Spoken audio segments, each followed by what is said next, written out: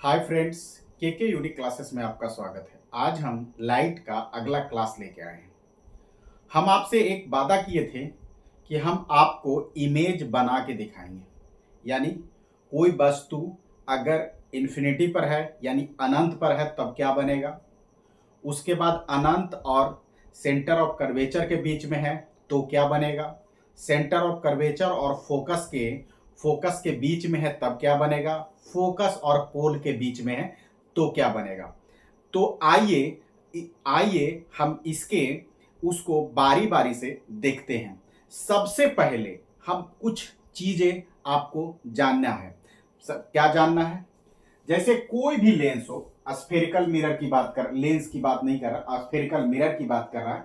यानी हमारा जो हेडिंग है वो क्या है, अवतल दर्पण तथा उत्तल दर्पण से बने प्रतिबिंब की प्रकृति एवं स्थिति। देखिए, स्थिति का मतलब क्या हुआ कि उसका पोजीशन बता रहा है। प्रकृति का मतलब होता है नेचर, और उत्तल दर्पण माने कॉन्वेक्स मिरर, अवतल दर्पण माने कॉनकेव मिरर। सिंपल, एकदम हिंदी भी। प्रतिबिंब का मतलब इमेज, इमेज की बात कर रहा है। अब देखिए, हम 4 रे की बात किए थे, तो 4 रे में आपको नहीं, तो पहले वाले क्लास में आप एक बार देख लें, उसके बाद चीजें आपको और भी समझ में आएगी। देखिए, इसमें बच्चे को याद करते हैं तो याद नहीं होता है। क्यों नहीं याद होता है? क्यों? क्योंकि बच्चे को कॉन्सेप्ट पता नहीं है। तो आइए बारी बारी से कुछ इंपॉर्टेंस हैं जो हम सबसे पहले बताते हैं, उसके बाद बारी बारी से आपको हम इमेज बना के दिखाएंगे। देखिए, एक मिरर है, कोई भी मिरर हो, यानी अगर हम कहें कि स्फेरिकल मिरर में कोई भी मिरर की बात करें, ये कौन सा मिरर है? ये कॉनकेव मिरर है, यानी क्या है, अवतल दर्पण है, यानी कॉनकेव मिरर है। देखिए, ये क्या हो गया, ये एफ हो गया यानी फोकल प्रिंसिपल फोकस, ये सी हो गया सेंटर ऑफ कर्वेचर। अगर कोई वस्तु कहा कि इन्फिनाइट पर है, मतलब वस्तु कहां है हमें नहीं पता, यानी इधर है वस्तु, इसके इधर है, माने इतना दूर है कि वस्तु दिख नहीं रहा। इन्फिनाइट माने अनंत पर बात करें तो देखिए क्या क्या चीज। पहला, अनंत। अनंत का मतलब क्या हुआ, यानी वस्तु हमें नहीं दिख रहा है कि कहां रखा हुआ है। मतलब हमारे एजम्पशन से कई, माने जितना हम सोच रहे हैं उससे हमको उतना से दूर की बात कर रहा है, वो उसको क्या बोल रहे हैं, अनंत पर। सिंपल। अब कहा कि वस्तु, दूसरा में क्या कहेगा कि वस्तु कहां है, सी। सी एंड माने सेंटर ऑफ, यानी वक्रता त्रिज्या एंड वक्रता सेंटर, यानी वक्रता सेंटर एंड किसका, और अनंत के बीच में, अनंत के बीच में, बीच में, यानी इसमें यह बताएगा कि वस्तु आपको दिख रहा है, यानी वस्तु कहां, यहां है। ये वस्तु यहां रखा हो, इसका इमेज बना के दिखाइए। यानी या तो आपसे पूछेगा कि इसका प्रकृति बताइए और इसका स्थिति बताइए कि ये इमेज कहां बनेगा। थर्ड पोजीशन, थर्ड की बात करेंगे तो कहां है, ये वक्रता केंद्र पर है। वक्रता केंद्र का मतलब है कि वस्तु कहां है, वक्रता केंद्र पर, यानी वस्तु कहां है, यहां है। यानी थर्ड पोजीशन ये हुआ कि वक्रता केंद्र पर है। फिर फोर्थ पोजीशन क्या हुआ कि वस्तु कहां है, वक्रता केंद्र, वक्रता केंद्र और किसके, फोकस के, प्रिंसिपल फोकस के बीच में है। क्या है, वस्तु यहां है, ऐसे कहेगा। फिर फिफ्थ में क्या कहेगा कि वस्तु कहां है, प्रिंसिपल यानी मुख्य फोकस के बीच में, मुख्य मुख्य फोकस पर है, यानी वस्तु यहां है। उसका स्थिति बताइए, नेचर बताइए, यानी प्रकृति बताइए।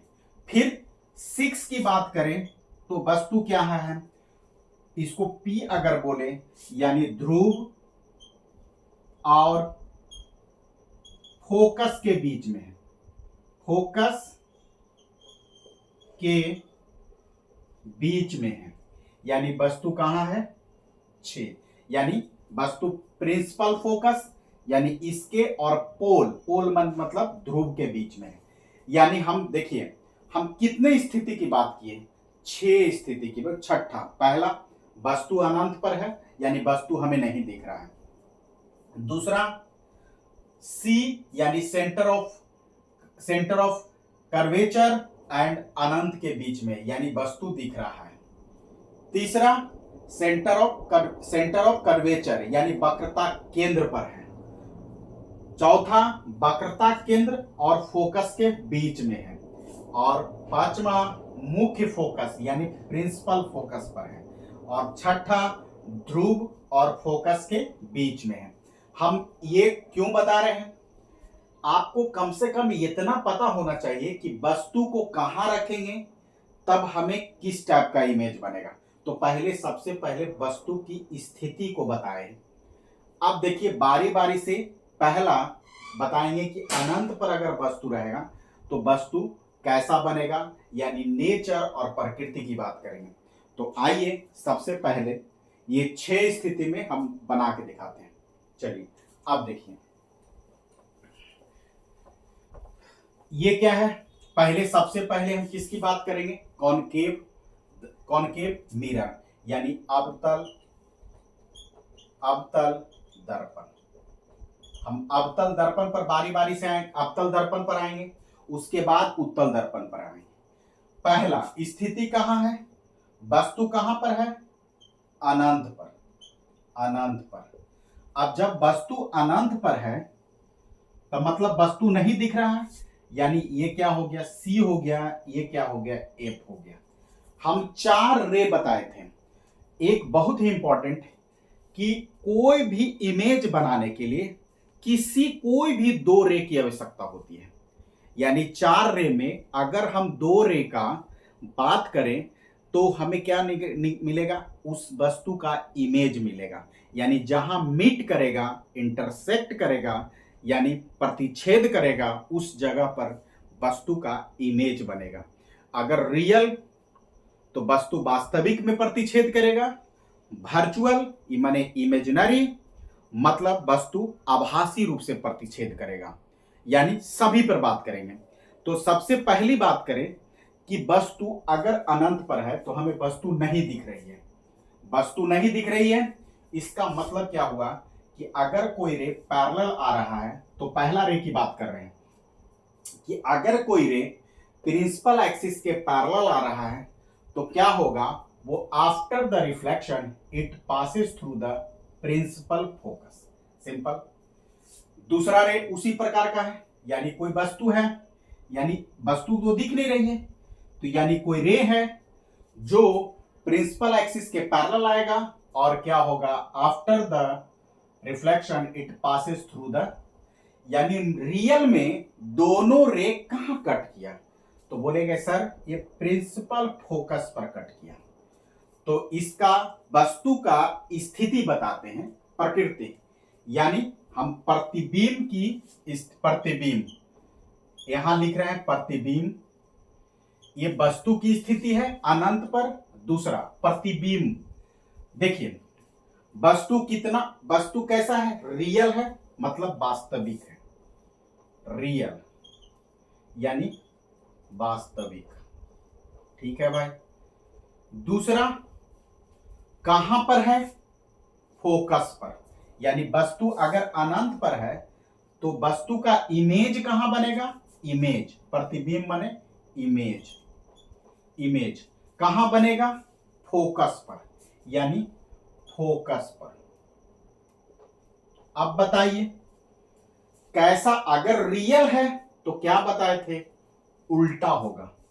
थर्ड की बात करें तो उल्टा। फोर्थ की बात करें बहुत छोटा, यानी बहुत छोटा। इससे ज्यादा क्या पूछेगा? कहेगा कोई वस्तु अगर अनंत पर है तो उसका इमेज की स्थिति एंड प्रकृति बताएं। तो स्थिति क्या है? फोकस पर। प्रकृति क्या है? रियल होगा, उल्टा होगा और बहुत छोटा होगा, यानी एक पॉइंट साइज का होगा। ये पहला जब वस्तु अनंत पर है तब की बात करें। अब ये तो चीजें समझ में आ गई। अब देखिए, अब हम दूसरा दूसरा इमेज पर आते हैं। दूसरा पर यानी वस्तु कहाँ है,